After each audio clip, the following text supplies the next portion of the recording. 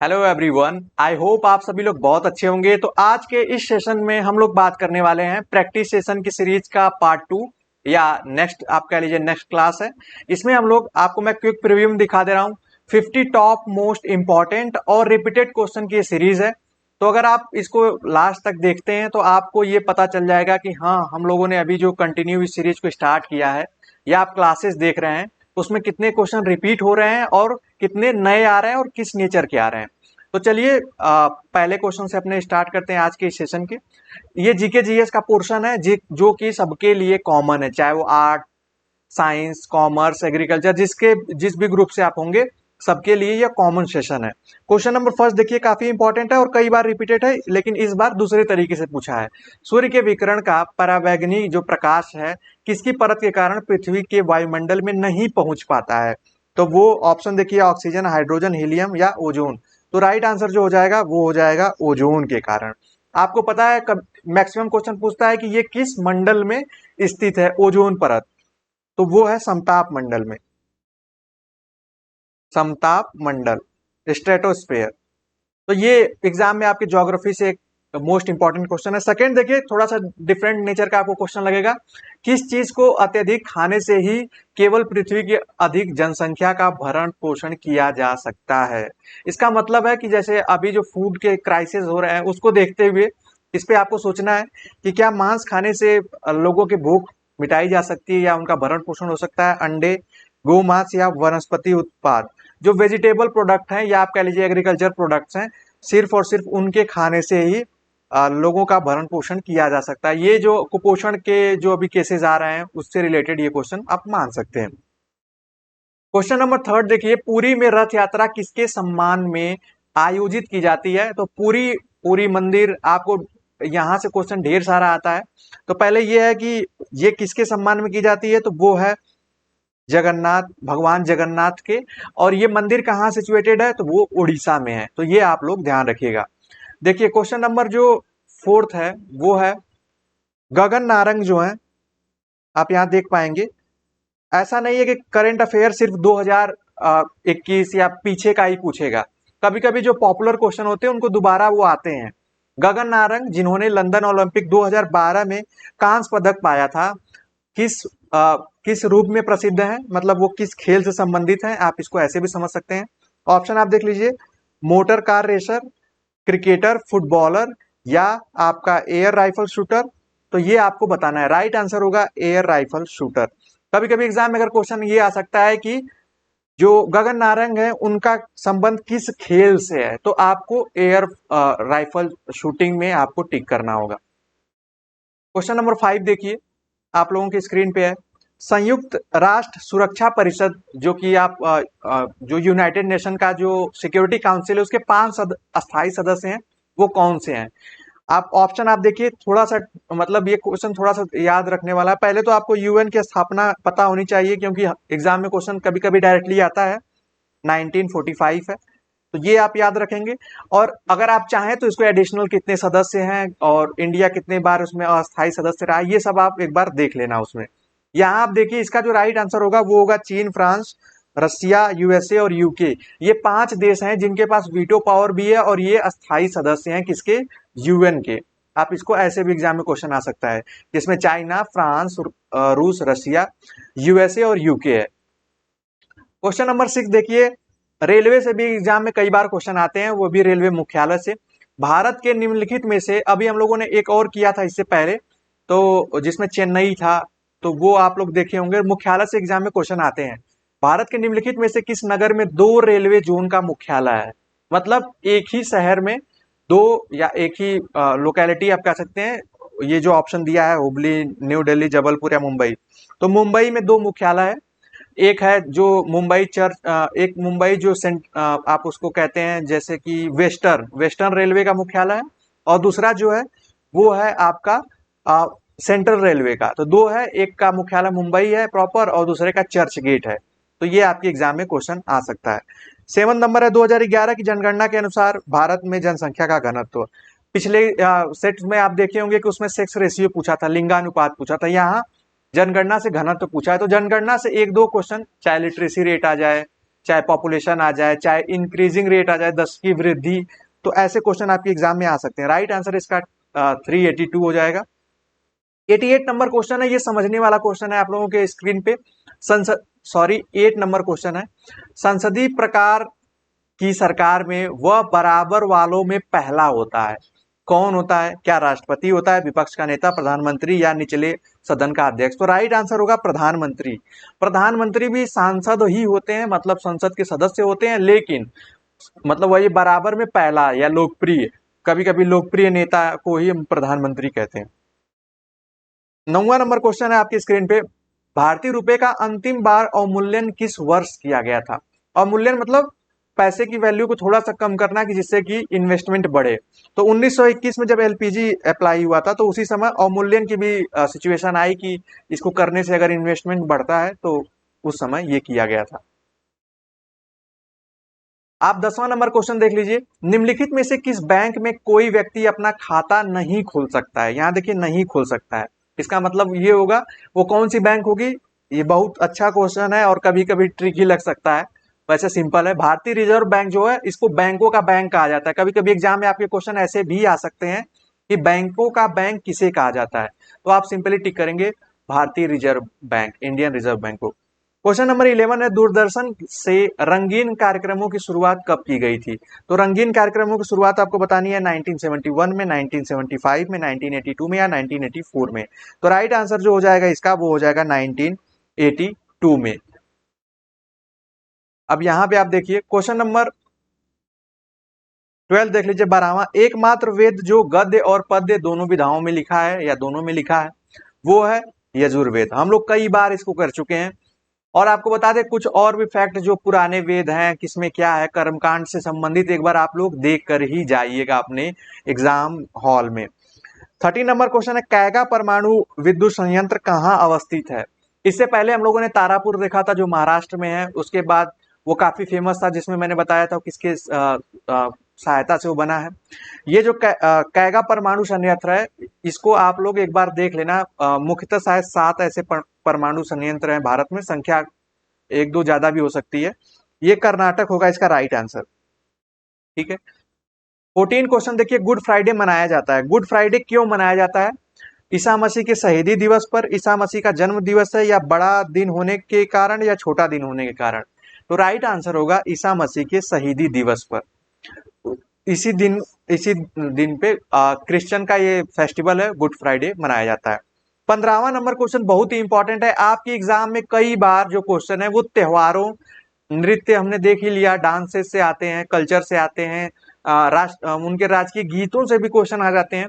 यहाँ आपको बताना है पोंगल किस राज्य का त्योहार है? तो देखिए ऑप्शन है केरल, तमिलनाडु, असम या कर्नाटक। जो राइट आंसर इसका हो जाएगा वो हो जाएगा तमिलनाडु। 2-3 फैक्ट और जान लीजिए, जैसे असम का एक फेमस त्योहार है वो बिहू, ठीक है। कर्नाटक का एक त्योहार है वो है अगड़ी करके एक त्योहार है, वो हो सकता है और भी आप देख लेंगे। और केरल का एक त्योहार है फेमस, वो है ओणम, ओणम।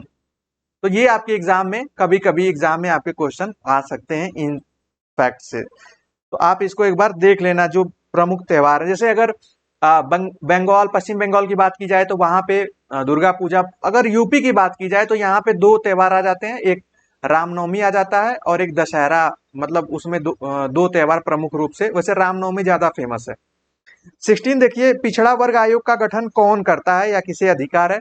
तो ऐसे जातिगत जो आयोग है उनको गठन करने का अधिकार राष्ट्रपति को है, ये आप नोट कर लेंगे। क्वेश्चन नंबर 17 जो है ये काफी अच्छा क्वेश्चन है हिस्ट्री से। हड़प नीति जो डॉक्ट्रिन ऑफ लैप्स है के अंतर्गत कौन से भारतीय राज्य कब्जे में किए गए थे? सबसे पहले इसमें 2-3 फैक्ट आता है कि किसके द्वारा किए गए थे और ये सबसे पहले कौन सा राज्य किया गया था। तो इसमें जो राइट आंसर वो होगा झांसी, नागपुर और सतारा। सतारा वो एक तरीके से आप कह सकते हैं कि जो टेरिटरीज थी उनकी, या सतारा एक जो क्षेत्र था वो सबसे पहले मिलाया गया। अगर इसके डेट की बात करें तो ये लगभग आई थिंक 1843 के करीब सबसे पहले मिलाया गया। फिर उसके बाद जो लास्ट में सबसे मिलाया गया था वो नागपुर था, और उससे नागपुर से पहले झांसी मिलाया गया था। और झांसी मतलब इस नीति में, हड़प नीति में यही था कि जिनके वंशज नहीं है वो अपने राज्य, मतलब उनको उनके राज्य जो है अंग्रेज अपने आप कह सकते हैं अपने अंडर ले लेंगे या अपने टेरिटरी में मिला लेंगे, ऐसा इसमें कहा गया था। तो ये आप एक बार ध्यान देना। नेक्स्ट क्वेश्चन देख लेते हैं हम लोग।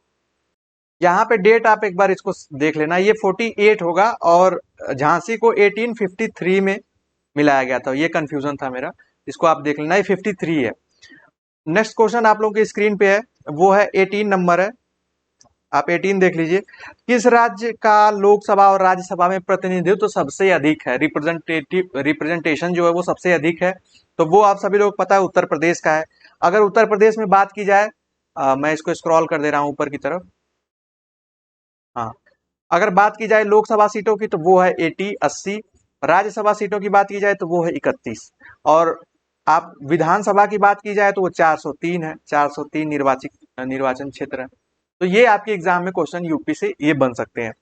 और यूपी जीके में हम लोगों ने थोड़ा इसके बारे में पढ़ा भी था।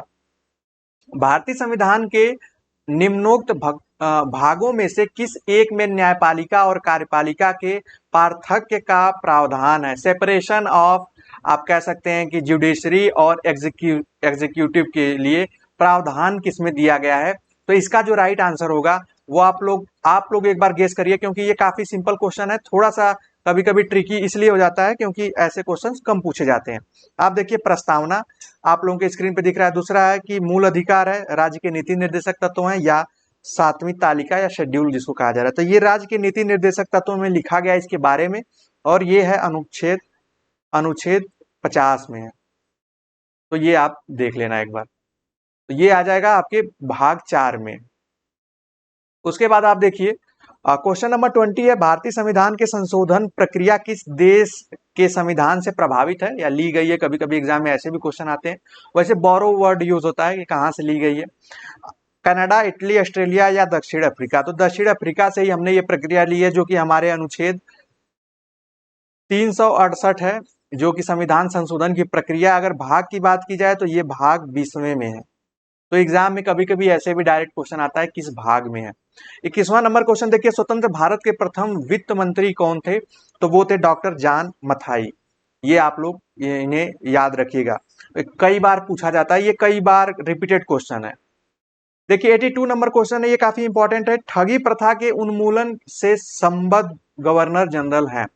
आपको बता दें कभी कभी एग्जाम में ऐसा लगता है कि ये कौन सी प्रथा है, जैसे सती प्रथा है तो ठगी प्रथा भी थी। तो इन सती और ठगी दोनों का जो निवारण किया है वो है लॉर्ड विलियम बेंटिक ने।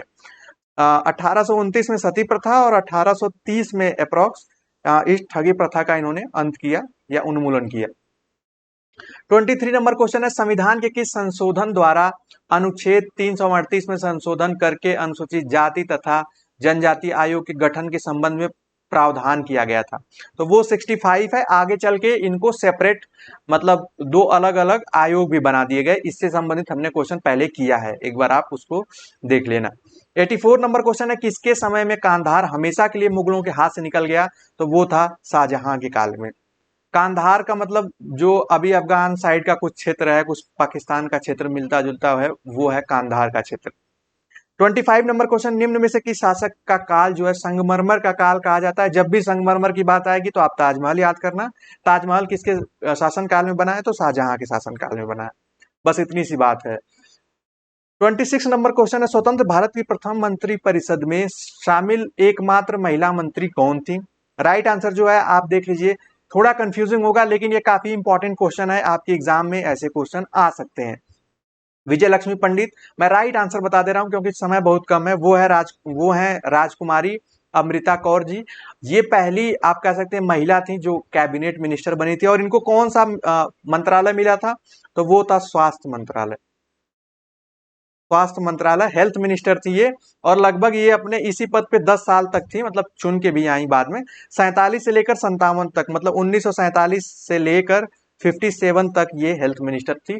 एग्जाम में अगर ऐसा भी आए कि पहले हेल्थ मिनिस्टर कौन थे इंडिया के, तो आप वहां पे भी राजकुमारी अमृता कौर को टिक करेंगे। क्वेश्चन नंबर 27 देख लीजिए, महात्मा गांधी जी के जो प्रिय भजन था, उनका एक भजन था प्रिय, इससे यह भी पता चल गया आप लोगों को, वो है वैष्णव जन तो तेने कहिए जो पीर पराई जाने रे। इसका अर्थ ये है कि वैष्णव मतलब विष्णु का अवतार या भगवान उसे ही कहिए जो दूसरों के दर्द को समझ सके। तो इसके रचयिता कौन है? और ये भजन का माना जाता है कि महात्मा गांधी डेली इस भजन को गाते थे। इसके जो रचयिता है वो नरसी या नरसिंह मेहता है। कभी कहीं कहीं आपको नरसिंह मेहता लिखा हुआ मिलेगा। राइट आंसर यही होगा। ये गुजराती में लिखते थे और इसका अर्थ जो कि मैंने आपको बता दिया। 28 नंबर क्वेश्चन है guilty man of India's partition. Right answer हो जाएगा doctor Ram Manohar Lohia. 29 number question है दिल्ली का पुराना किला किसके द्वारा बनवाया गया था? तो ये आपके एग्जाम में किला से भी क्वेश्चन आ गया। तो ये आप देख सकते हैं कि मेडवल से भी क्वेश्चन आ रहे हैं। तो शेर शाह जो हो जाएगा वो राइट आंसर हो जाएगा। नेक्स्ट हम लोग देख लेते हैं। यहाँ पे आप लोगों के स्क्रीन पे क्वेश्चन नंबर 30 देख लीजिए। निम्नलिखित में से किस मौर्य राज ने दक्कन की विजय प्राप्त की थी? दक्कन की विजय किसने प्राप्त की थी? वो चंद्रगुप्त मौर्य है। 31वां नंबर क्वेश्चन है प्रसिद्ध कवि अमीर खुसरो दरबार में थे। किसके दरबार में थे? तो वो थे अलाउद्दीन खिलजी के दरबार में थे। अमीर खुसरो काफी बड़ा नाम है ये। ठीक है, उसके बाद 32 नंबर क्वेश्चन है वन रोपण प्रक्रिया, इसको फॉरेस्टेशन भी कहते हैं इंग्लिश में। इसका अर्थ क्या है? काफी सिंपल। वन रोपण मतलब रोपना। ऑप्शन देखिए, वन साफ करना, ऐसा नहीं, और पेड़ लगाने की, हाँ और पेड़ लगाने की, या पेड़ लगाने की प्रक्रिया को आप वन रोपण कह सकते हैं। जहां अत्यधिक एक ही निश्चित स्थान पे अगर अत्यधिक पेड़ लगाया जा रहा है तो उसे हम वन रोपण कहेंगे। यहाँ पे लकड़ी काटना लिखा है, यहाँ पे लिखा है एकत्र करना, ऐसा नहीं। क्वेश्चन नंबर 33 देखिए, बाहरी वायुमंडल में ओजोन की परत हमारी मदद करती है। देखिए ओजोन से कितनी बार क्वेश्चन इसी में, ये दूसरी बार है, पहला क्वेश्चन इसी से रिलेटेड था। तो वो क्या मदद करती है? ये पराबैंगनी विकिरण का अवशोषण करने में हमारी मदद करती है। जो भी पराबैंगनी किरणें आती हैं सूर्य से उनको अवशोषित कर लेती है। 34 नंबर क्वेश्चन है मध्यरात्रि सूर्य का अर्थ है। मध्यरात्रि सूर्य का अर्थ जो है वो आपको बताना है। यहाँ पे आप ये देख सकते हैं, ये सिंपल क्वेश्चन है। सूर्य का ध्रुवीय वृत्त में देर तक चमकना, वो डिस्टेंस की वजह से, ध्रुवों पे दूरी और बाकी जगहों की दूरी में कम ज्यादा अंतर होने की वजह से ये क्रिया होती है। 35 नंबर क्वेश्चन है कंप्यूटर में वायरस होता है। तो आप इसको पढ़ के देख लीजिए। सिलिकॉन पर आक्रमण करने वाला क्या रसायन है वायरस? नहीं। सूक्ष्म जीवों से समेकित परिपथों में बाधा डालता है? ऐसा नहीं। वायरस का मतलब जो है कंप्यूटर में वो है वो प्रोग्राम जो कंप्यूटर के सॉफ्टवेयर को हानि पहुंचाता है। तो ये राइट आंसर हो जाएगा। अब यहाँ पे एक काफी अच्छा क्वेश्चन जीएस बायोलॉजी से आते रहते हैं। मैंने आपको बताया कि जीएस बायोलॉजी आप एक बार पढ़ के ही जाइएगा क्योंकि काफी स्कोरिंग हो जाता है जीएस में वो पोर्शन। निम्न में से किसको आरसीबी का कब्रिस्तान कहते हैं या कहा जाता है? वो है प्लीहा, स्प्लीन कहते हैं इसको। ऐसे ही कई बार क्वेश्चन आते हैं कि इसको ऊर्जा का पावर हाउस कहा जाता है, किसको। एक बार आप देख लेना क्योंकि इससे क्वेश्चन जो है, या तो अगर समय मिलेगा तो मैं एक बार वो पूरा एक साथ ही करा दूंगा आप लोगों को। 37 नंबर जो क्वेश्चन है ये थोड़ा क्लियर नहीं है। लिखा है तब तो जल के थैले में जल का प्रयोग किया जाता है, तो ये थोड़ा मुझे क्लियर नहीं लग रहा है। हाँ ये है। 38 नंबर क्वेश्चन है पानी की बूंदों का तैलीय पृष्ठ पर न चिपकने का कारण क्या है? वो है आसंजस बल का अभाव होना। एडहेसिव फोर्स जो होता है वो नहीं होने की वजह से उसमें वो चिपकता नहीं है। मतलब सेम चीजों में एक आपसी अट्रैक्शन होता है, ऐसा आप पढ़े होंगे फिजिक्स में आपने। ये हाई स्कूल में ही मुझे जहां तक याद आ रहा है शायद हाई स्कूल में ही था। अधातुओं में निम्न में से कौन सा गुणधर्म सामान्यतः पाया जाता है? अधातु मतलब नॉन मेटल। देखिए चालकता धातुओं में नहीं पाई जाती है। तान्यता मतलब खींचने पे ऐसा नहीं। भंगुरता जिसको ब्रिटल कहते हैं मतलब वो चीजें टूट जाती हैं, वो अधातु का एक गुण है उसमें। और धातु में क्या है, ये भंगुरता नहीं होती है। जैसे धातुओं को अगर आप उसको पीटेंगे भी तो वो फैलेगा या उसके आकार में परिवर्तन आएगा, लेकिन नॉन मेटल में ऐसा नहीं है। क्वेश्चन नंबर 40 देखिए, प्रति ग्राम ईंधन द्वारा मोचित ऊर्जा की दृष्टि से निम्न में से सर्वोत्तम ईंधन कौन सा है? यहाँ मोचित ऊर्जा का अर्थ तो मुझे नहीं समझ में आ रहा है, लेकिन यहाँ पे जो मुझे ऐसा लग रहा है कि प्रति ग्राम ईंधन द्वारा ऊर्जा की दृष्टि से जो सर्वोत्तम ईंधन अभी जो माना जा रहा है, आप देखे होंगे, इसको बस ऐसे गेस कर सकते हैं कि अभी सबसे जो अच्छा ईंधन माना जा रहा है वो है हाइड्रोजन को माना जा रहा है, क्योंकि ऐसा माना जा रहा है कि इससे प्रदूषण नहीं हो रहा है। बाकी तो एथेनॉल, मेथेन, ब्यूटोन ये सब कहीं ना कहीं प्रदूषण हो रहा है, धुआं इससे निकल रहा है, लेकिन हाइड्रोजन से ऐसा अभी कुछ नहीं है। 41 नंबर क्वेश्चन देख लीजिए आप लोग। विटामिन बी टू का नाम क्या है? राइबोफ्लाविन, जो कि हमने पिछले सेशन में किया था। और पिछले सेशन में मैंने आपको बताया था कि विटामिन ए का scientific name B C D E, फिर वाटर सॉल्युबल। एग्जाम में आपका क्वेश्चन ये आता है WBC वाला कि जल में घुलनशील विटामिन है, तो विटामिन बी और सी जल में घुलनशील है। ये बार बार इसलिए बता रहा हूँ कि एग्जाम में क्वेश्चन आता है तो ये छूटता है तो काफी बुरा लगता है, क्योंकि काफी सिंपल होता है। एक आध बार मेरे से हुआ है ऐसा। कॉकरोच जल में जीवित नहीं रहता है, क्योंकि उसका श्वसन अंग जो है, जो श्वास लेने का अंग है, वो है पुष्ट फुसफुस, पल्मोनरी के थ्रू वो अपनी सांस लेता है। यूजली देखिए मछलियों में गिल्स पाया जाता है, ह्यूमन में लंग्स पाए जाते हैं, और कहीं कहीं ये इनके स्किन पे होता है। तो इसको एक बार आप ऐसे समझ सकते हैं।